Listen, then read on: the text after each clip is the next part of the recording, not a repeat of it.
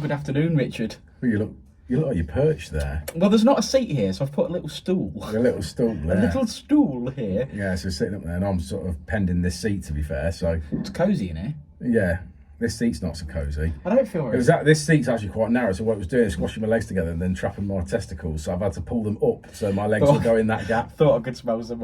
Yeah. Right, this has got a cage in it, mate. This is...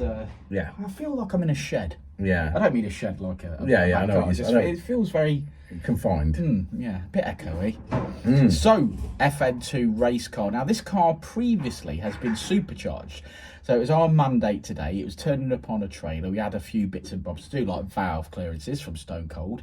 And as you can imagine, it used to be supercharged, so they've stripped all the mods off, put back on what they want because they're going to compete NA. Yeah. And then it was our job to tune it. Yeah, so he's removed the ECU that he got his Hyundai to map on because he wanted to keep that for the supercharger or sell with the supercharger, whatever it was. And then a standard ECU. So we've refitted a standard ECU. We have coded the keys and set that back up so it all works.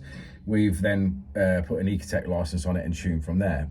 But to be fair, to slightly backtrack, a few issues with this car when it came in. Something I've got to stress to people, I think, and it's something that we've had a couple of instances this week, isn't it, is the car has to be ready for map. We do ask that people at least check basic things. I understand sometimes things go wrong and, you know, you might be something you were unaware of. I totally understand that. But we had an instance this week where a vehicle turned up and wheels were loose.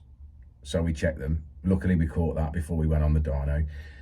But all four wheels were loose on it. And then half an hour into the map, the rear diff locked up because there was no diff oil in it. So, you know, that's not this car. I know it's slightly runs away, but that was a bad experience for all involved. It could have gone pretty wrong. Yeah, it could have gone pretty wrong. So, you know, we do ask that you obviously at least checking the basics. This car turned up, had one bolt in the engine mount, which I don't consider to be acceptable as far as I'm concerned. He did say, he made a joke out of it, I've done loads of track days like that. Well, that's irrelevant. It's irrelevant whether you've done track days like that. I'm not willing to map it like that. So we did have to find a bolt and put honestly, a bolt mate, we've got staff and safety concerns. Yeah. And things. So, yeah, okay, worst case scenario, something catastrophic happens. But I'm more interested in making sure that nobody gets injured. Well, of course. I mean, that's ultimately the safety aspect of it, isn't it? So we did basically drill and tap the engine mount out and get that thread sorted out in there, put a bolt in it. Luckily, we had a bolt that would do the job. We also found there was a gearbox bolt missing, so we drilled and tapped that, and we did that. A couple of things like the idle air assist wasn't deleted properly, and the breather from just above the alternator running to the inlet manifold was sort of, they've been using that to run boost, but obviously it wasn't running boost anymore, and there was a few vac lines just sitting around. So I've took them out. I've just basically ran through and done a few basic things to make sure it was certainly fully nothing out of our capabilities. No, certainly not. But I'm just saying these are things that obviously, as far as I'm concerned, should be addressed before it gets here for a map.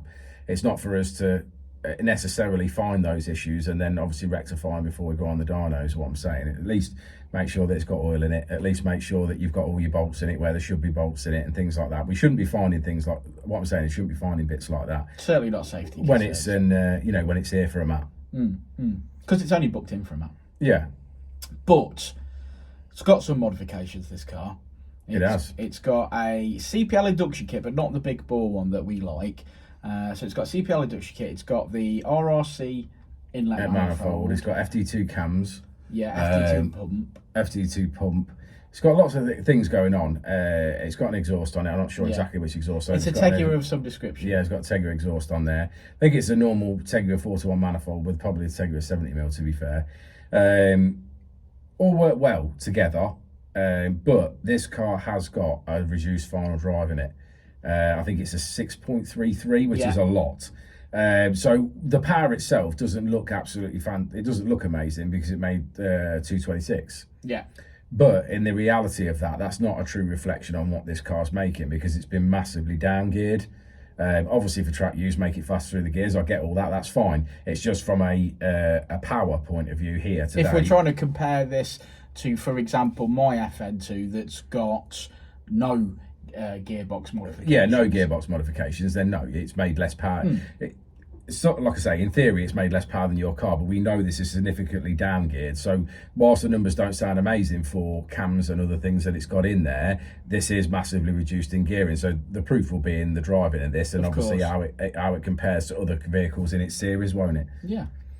But it's all we can get. It's mapped, it's safe, it's everything that needs to be. We can't make any more power. Just going to go and compete, have fun. We've adjusted everything as we normally would do, so it's time to get it out on track and have a go with it. Do you want me to get Jeno over, see if I can get you out of that seat? Oh, I'm sure a bit of pulling and shoving out this. We've got some cables and things we can pull you with. Yeah, we'll get Let's go look at the graph. Let's have a look at the graph. Okay, so here's our graph. Now, no prior run. As the ECU came out of it, it would not run with the injectors, because it went from supercharged to NA. But to give you some sort of indication of the gearing, that red line is a 5th gear pull and the blue line is a 6th gear pull, and we finish on 226. As Richard said, obviously that's greatly down geared, but a great car. We've enjoyed it. Jeno likes seeing a race car. So, good luck. Goodwill hunting, and enjoy the track. Let's hope it competes well. And we'll see you all on the next one. I'll say it again. Life was pretty fast.